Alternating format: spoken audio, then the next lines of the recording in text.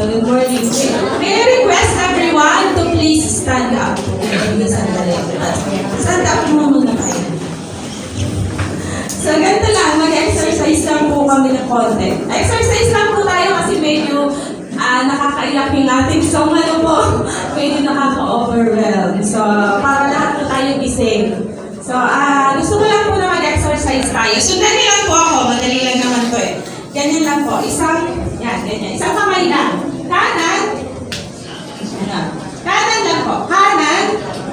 Kaya. Kanan. Isa. So, syempre, pag may action, kailangan po ay may words. So, sabi ko, dapat lagyan natin ang words. This is your yes.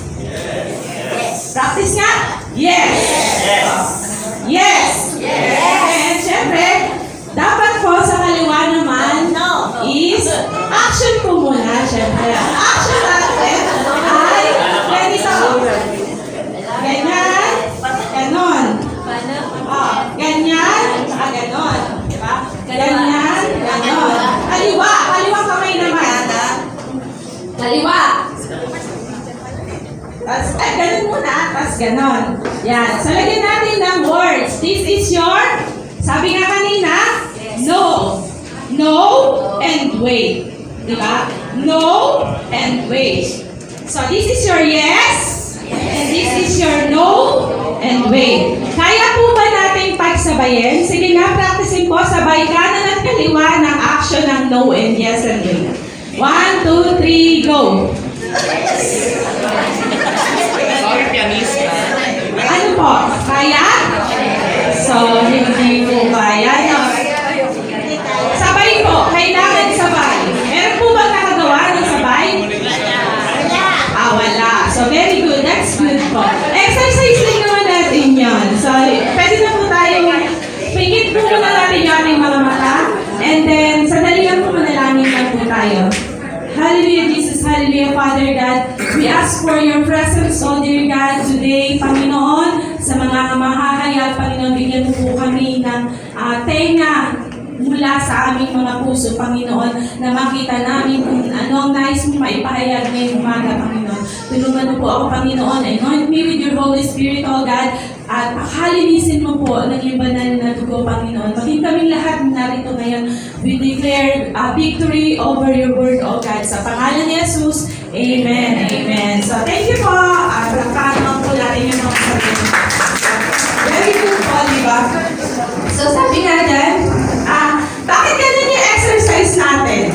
Siguro, meron na kayo idea, no po, bakit ganun yung exercise natin? Ganun yung exercise natin para mas matalim sa isipan natin. Sabi po kasi, sa science, sabi po, ang ating left brain and right brain ay magkaiba ng function. So, pag gumagalaw ang kanan, left brain ang gumagana.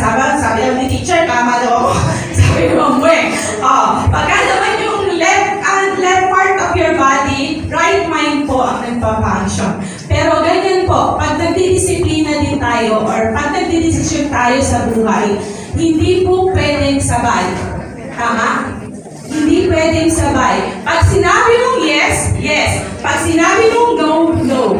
Pero ang may kasama po ang no na wait, di ba? Kasi no ngayon, baka naman po pagdating ng araw, ay pwede na. So, kaya may wait po tayo. Kahit po sa decision or sa prayer, sa sagot ng Lord sa atin, laging ganun. Pero hindi pwedeng sabay. Tama po?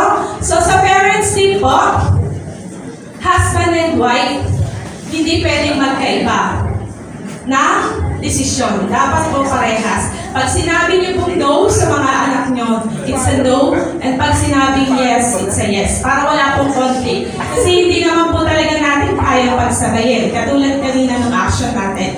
So, pagka po nahihirapan tayo mag-desisyon or mag-discipline sa anak natin, tinakawan ako. Pwede natin ganun sa yung action na yun. So, ngayon po umaga, medyo naisip niyo na po yung yung ating topic for today. So, sabi nga last week, ang topic natin ay marriage, di ba? So, buhay pag-aasawa. Siyempre, ano pong kasunod? May anak ka na. Pag tapos na yung marriage, siyempre, ang kasunod Nena. So sabi nga, ang ating pong ano ngayon, ang ating pong pag-usapan ngayon ay parenting. So madali lang daw pong maging parent. Ano po? Tama po ba? Madaling maging parent. Pero, kung alam mo yung purpose mo, doon ka na mahihirapan. Pag alam mo yung purpose mo, doon ka mahihirapan. So, taas na kamay ng mga parent na dito. Wow, praise God. Madaming makikinig. Para sa inyo, ang mensahe nito. Doon naman po sa mga couples na wala pang anak. So, para sa inyo rin po ito. Kasi, dadating ang panahon na magkakaroon tayo ng mga anak. At sa mga single po, taas na kamay ng mga single. Patingin nga ng mga kabataan. Yan. Yan. So, para tuloy po sa inyo. Sabi mo, makinig ka pa rin. Makinig ka pa rin kasi dadating ang panahon, magkakaanak ka. Mind you, hindi po natin maano yung panahon. Ano po? Ano magiging parent din tayo. So, dapat po, makinig pa rin po tayo para mas maintindihan natin yung mga parents natin. Amen? Amen ba mga single? Para mas maunawaan natin why my parent look like this. Ano po? Para makita natin paano yung mga parents natin. So sabi nga dyan, parenting and purpose. Ang scripture focus po natin ngayon ay matatagpuan sa Deuteronomy 6:5-9. Pero before that, okay na ba, Beth? Sige, naglolo ko daw. So sabi nga dyan, yung scripture po muna natin ay sa Deuteronomy 6:5-9. So ang big idea, parents are called to disciple the next generation. So sabi nga ng prayer natin kanina, anong nangyayari sa generation natin ngayon? Diba? Bakit ganon ang generation ngayon? Diba? Marami ako narinig, napaka-fragile ng generation ngayon, napaka-sensitive, bawal kantiin, kasi ang daming ano. Even mga teachers, nahihirapan po ngayon sa kanilang mga student. Ano po? So, parents po, tandaan po natin na tayo po ang may pinaka-toughest na job dito sa earth. Sabi nga. Kasi 24 hours a day, kahit mag-asawa na sila at tumanda, ay yun pa rin. Parent ka pa rin, di ba? Kahit lola ka na, parent ka pa rin. So, parent pa rin po ang tawag sa'yo. Sabi nga dyan, may mga days po, ayan po yung ating, ayan, yung pala yung ano, overall team natin. Kasi ngayon ay magpa-family day, ano po? Ano ba yun? Okay. So, ayan. Sabi dyan, stronger together, guide design for a family. So, ayan po yung ating dito sa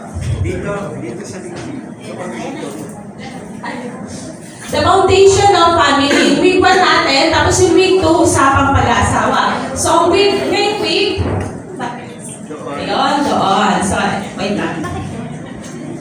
Kala ko dito, doon pala. Sige, sorry. I-start mo na nga lang ulit. Sorry po. So, ganyan. May papapanood lang po ako sa inyong video. Pa-start mo na lang natin. Nahirapan pa lang.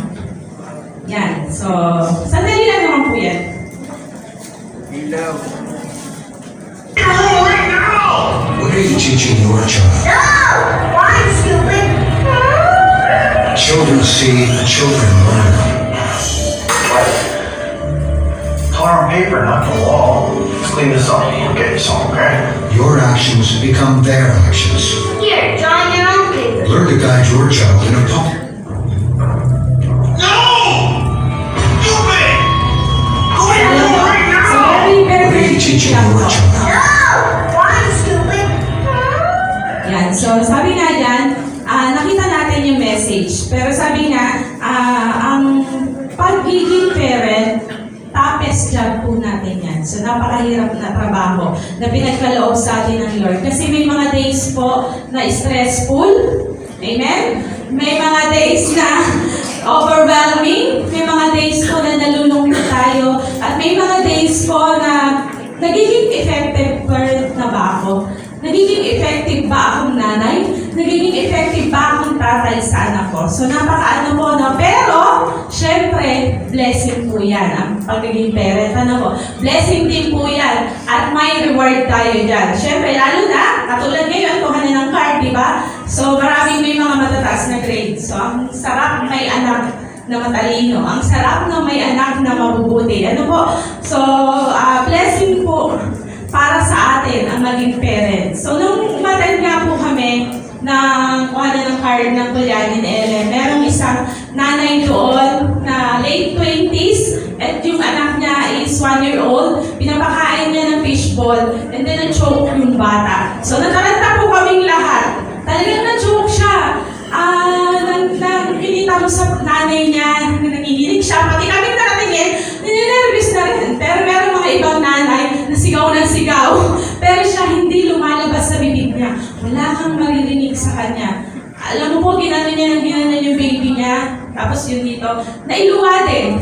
So, kalahati. So, ano po, lesson din na huwag na natin pakainin ng gano'n kasi di pa nila kayang i-chew.